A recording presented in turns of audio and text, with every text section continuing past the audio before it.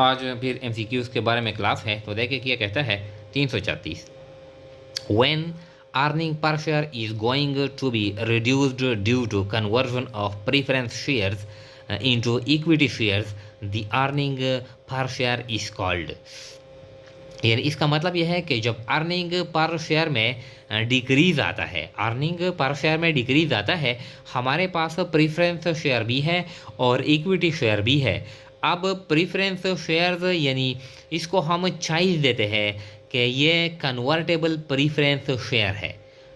Preference share के मुख्तलिफ यानी टाइप है, कम्युलेटिव प्रीफरेंस शेयर है, नॉन कम्युलेटिव प्रीफरेंस शेयर है और कन्वर्टेबल प्रीफरेंस शेयर है।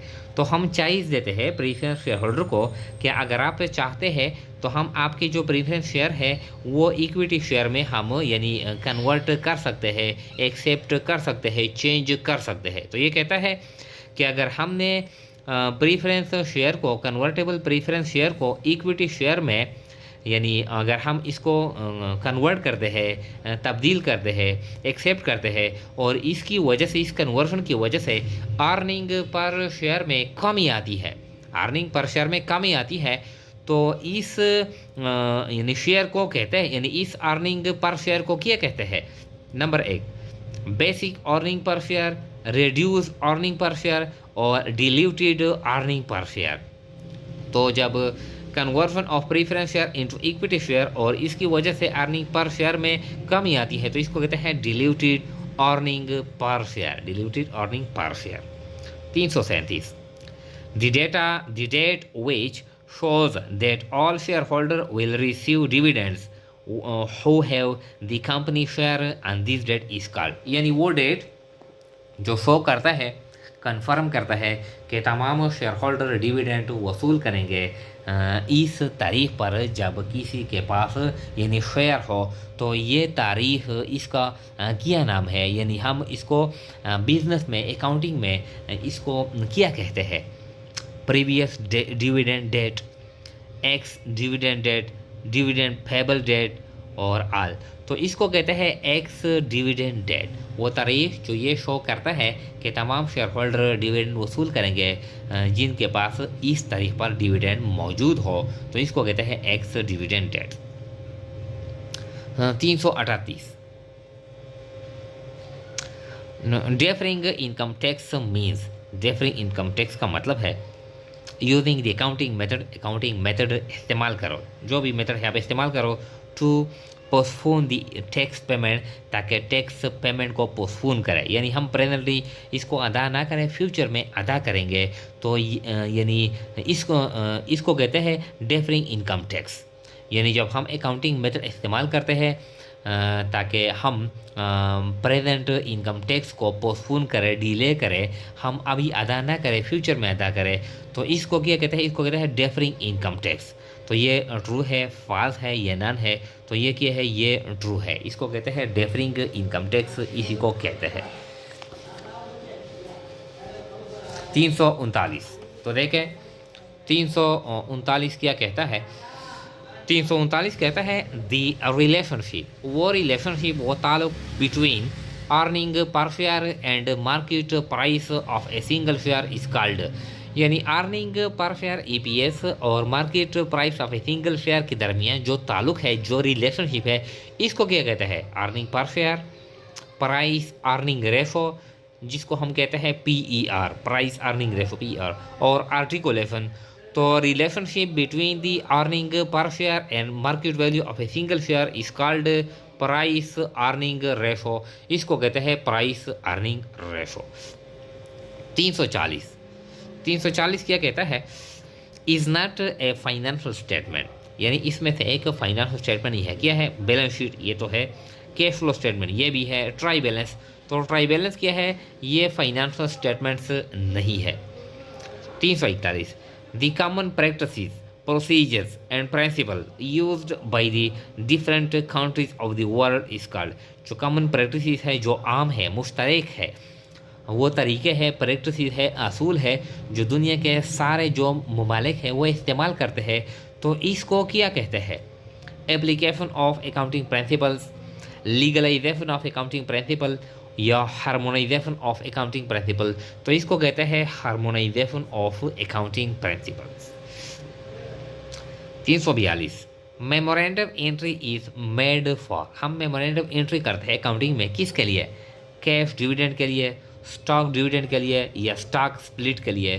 तो हम स्टॉक स्प्लिट के लिए मेमोरेंडम एंट्री करते हैं। ये कहता है 343 अकाउंट रिसीवेबल और recorded in balance sheet on, account receivable जो हम बैलेंस शीट में रिकॉर्ड करते हैं ये किस वैल्यू पे हम रिकॉर्ड करते हैं? Total value, book value, gross value या net realisation value? Net realisable value, net realisable value. तो यानी जो अकाउंट रिसीवेबल है इससे हम जो चांसेस ऑफ बैड डेट्स है, प्रोविजन है, ये हम माइनस करते हैं, तो नेट जो हम अमाउंट वसूल करते हैं वो वैल्यू हम रिकॉर्ड करते हैं, तो इसको कहते हैं नेट रियलाइजेबल वैल्यू। तो बैलेंस शीट में account receivable is recorded at the net realisable value. Inventory is recorded in balance sheet on, inventory हम रिकॉर्ड करते हैं बैलेंस शीट में किस वैल्यू पर? Market value, cost value, book value, lower of cost और market value. तो ये जो डी ऑप्शन है लोअर ऑफ कॉस्ट और मार्केट वैल्यू, इस पे हम इन्वेंट्री रिकॉर्ड करते हैं।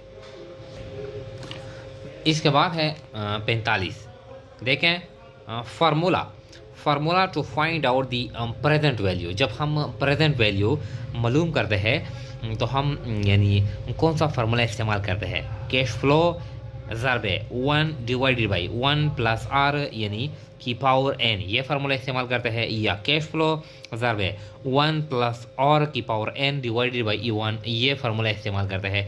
तो जब हम फ्यूचर प्रेजेंट वैल्यू मालूम करते हैं तो यह हम ये फार्मूला इस्तेमाल करते हैं, कैश फ्लो ज़रबे एक यानी 1 डिवाइडेड बाई 1 प्लस आर यानी की पावर एन, तो ये फार्मूला हम इस्तेमाल करते हैं to find out the present value. और जब फ्यूचर वैल्यू हम इस्तेमाल करते हैं, फ्यूचर वैल्यू या फ्यूचर वैल्यू जब हम मालूम करते हैं, फाइंड आउट करते हैं, तो फ्यूचर वैल्यू के लिए ये फार्मूला इस्तेमाल करते हैं। फ्यूचर के लिए ये फार्मूला है और प्रेजेंट के लिए ये फार्मूला है। The process of finding the present value is called, जब प्रेजेंट वैल्यू हम मालूम करते हैं तो ये एक अमल है, इसको कहते हैं कंपाउंडिंग, डिस्काउंटिंग या बोथ, तो इसको कहते हैं डिस्काउंटिंग। फिर कहता है 47 the process of finding the future value is called, जब हम फ्यूचर वैल्यू मालूम करते हैं तो इस प्रोसेस को कहते हैं कंपाउंडिंग, डिस्काउंटिंग या बोथ, तो इसको कहते हैं कंपाउंडिंग। इसके बाद है 348, तो देखें 348 book value also called, book value को कहते हैं यानी बुक वैल्यू का जो सेकंड नेम है क्या है? Cost value, scrap value, carrying value. तो बुक वैल्यू को कैरिंग वैल्यू भी कहते हैं, book value also called carrying value. 349 reserves और record in balance sheet, reserve हम रिकॉर्ड करते हैं बैलेंस शीट पे, किस तरह रिकॉर्ड करते हैं? Under liability head, under capital head या सेपरेट हेड। तो यानी जो रिजर्व है, रिजर्व एंड प्रीमियम्स, यानी ये हम रिकॉर्ड करते हैं अंडर सेपरेट हेड, यानी सेपरेट हेड किस तरह है? रिजर्व एंड प्रीमियम्स, रिजर्व हम रिकॉर्ड करते हैं सेपरेट हेड में, रिजर्व एंड प्रीमियम, तो ये जो सी ऑप्शन है ये राइट वन है। 350 profit before incorporation of company is called, जब हम यानी इनकॉर्पोरेशन ऑफ ए कंपनी से पहले हम मुनाफा कमा लेते हैं तो इसको क्या कहते हैं? ये रेवेन्यू प्रॉफिट है, ये कैपिटल प्रॉफिट है या एक्स्ट्रा प्रॉफिट है, तो इसको कहते हैं capital profit, capital profit. 351 profit on forfeited shares is, जो फॉरफिटेड शेयर है, जो ज़ब्तशुदा शेयर है, या इसके बाद हम जो सब्जेक्टिव क्लास लेंगे तो टाइप्स ऑफ शेयर पर भी हम एक क्लास लेंगे। फॉरफिटेड शेयर का मतलब यह है कि जब हम शेयर इशू करते हैं, अभी तो ये सिस्टम नहीं है, ये पहले ज़माने में था कि फॉर एग्जांपल एक शेयर का, यहाँ पर एक एग्जांपल लेते हैं कि फॉर एग्जांपल एक शेयर है, एक शेयर का जो प्राइस है, यानी जो प्राइस है एक शेयर का जो प्राइस है वो 10 है, रुपीज़ 10 है, तो हम कहते हैं कि आप यानी फर्स्ट कॉल पे, सेकंड कॉल पे, थर्ड कॉल पे और फाइनल कॉल पे जब आप यानी हम शेयर होल्डर को ऑप्शन देते हैं कि ये जो 10 रुपये है ये आप इंस्टॉलमेंट में अदा करें। फॉर एग्जाम्पल आप पहले आप 2 रुपये अदा करेंगे पहले यानी महीने में, फिर या पहले हफ्ते में या पहले दिन में, फिर आप 3 अदा करेंगे, फिर 1 अदा करेंगे और फिर आप यानी 4 अदा करेंगे। तो इस तरह 10 पूरे होंगे, फिर हम आपको शेयर अलॉट करेंगे, शेयर इशू करेंगे। तो बाद शेयर होल्डर इस तरह होते हैं कि वो यानी पहला पेमेंट करते हैं, किस्त अदा करते हैं, दूसरा अदा करते हैं और फिर ये अदा नहीं करते तो हम इन लोगों से, इन शेयर होल्डर से शेयर जब्त करते हैं। तो इन शेयर को कहते हैं फॉरफिटेड शेयर। तो ये जो हम पैसे यानी ये जो पैसे हम वसूल करते हैं शेयर होल्डर से, ये हम मुफ्त में वसूल करते हैं, हम इनको शेयर नहीं देते क्योंकि वो फेल हो जाते हैं, वो फाइनल पेमेंट तक ये वो फाइनल पेमेंट नहीं करते तो हम इसको शेयर नहीं देते। जो पेमेंट वो करते हैं वो पैसे हम जब्त करते हैं, वो फिर हम वापस नहीं करते। तो ये कहता है यानी फॉरफिटेड शेयर इसको कहते हैं कि जब हम शेयर जब्त करते हैं और पैसे भी वसूल करते हैं, इसका ये मतलब है। तो ये कहता है कि ये जो फॉरफिटेड शेयर है यानी profit on forfeited share is capital profit, revenue profit, extra profit. तो ये कैपिटल प्रॉफिट है, profit on forfeited share is capital profit. फिर कहता है sensitivity analysis means, sensitivity analysis का मतलब यह है कि changing in output due to change in one or more. जब आउटपुट में चेंज आता है किसकी वजह से, एक या एक से ज़्यादा, किस आउटपुट में, इनपुट्स में, फैक्टर में या बी एंड सी। यानी जब आउटपुट में चेंज आता है एक या ज़्यादा इनपुट या फैक्टर की वजह से, तो हम ये एनालिसिस करते हैं कि आउटपुट में यानी कितना चेंज आ गया और इनपुट या फैक्टर में कितना चेंज आ गया। तो ये हम कंपेयर करते हैं यानी एनालिसिस करते हैं। तो इस एनालिसिस को कहते हैं सेंसिटिविटी एनालिसिस। तो कहता है कि आउटपुट में तो चेंज आता है किसकी वजह से, आउटपुट की वजह से, इनपुट की वजह से, फैक्टर की वजह से या बी एंड सी। तो आउटपुट में चेंज आता है इनपुट की वजह से या फैक्टर की वजह से। तो ये जो बी और सी है, इनपुट भी कहते हैं, फैक्टर भी कहते हैं। यानी changes occurred in output due to changes occurred in input or factors is called sensitivity analysis। तो ये जो डी ऑप्शन है ये राइट वन है। 353 खाली जगह is called updated inventory system. ये जो इन्वेंट्री सिस्टम है, परपेचुअल इन्वेंट्री सिस्टम और पीरियाडिक इन्वेंट्री सिस्टम, इसके बारे में है। तो ये कहता है कि अपडेटेड इन्वेंट्री सिस्टम कौन सा है, पीरियाडिक है, परपेचुअल है, एवरेज है। तो पीरियाडिक में हम साल के आखिर में हम इन्वेंट्री चेक करते हैं, परपेचुअल में हम हर परचेज और सेल के बाद हम इन्वेंट्री पोजीशन चेक करते हैं, यानी हर ईच परचेज एंड सेल्स हम इसके बाद यानी इन्वेंट्री चेक करते हैं। तो ये जो परपेचुअल इन्वेंट्री सिस्टम है ये अपडेटेड इन्वेंट्री सिस्टम है। तो B option is right one. 354 inventory is checked at year end in, यानी इन्वेंट्री पोजीशन हम चेक करते हैं साल के आखिर में। तो वो कौन सी मेथड है, यानी जो मेथड है या सिस्टम है, पीरियाडिक इन्वेंट्री सिस्टम है, परपेचुअल इन्वेंट्री सिस्टम है या नन है। तो पीरियाडिक इन्वेंट्री सिस्टम में हम इन्वेंट्री पोजीशन चेक करते हैं at the end of the year. So A option is right one. 355 production cost is charged at old price, यानी जो प्रोडक्शन कॉस्ट है वो हम चार्ज करते हैं ओल्ड प्राइस पर। And inventory is recorded at the recent price, यानी जो न्यू प्राइस है, जो अपडेटेड प्राइस है, जो अभी अभी हमने परचेज किया है। जो हम प्रोडक्शन करते हैं वो ओल्ड प्राइस पर रिकॉर्ड करते हैं और जो हमारे पास जो क्लोज इन्वेंट्री है वो न्यू प्राइस पर रिकॉर्ड करते हैं।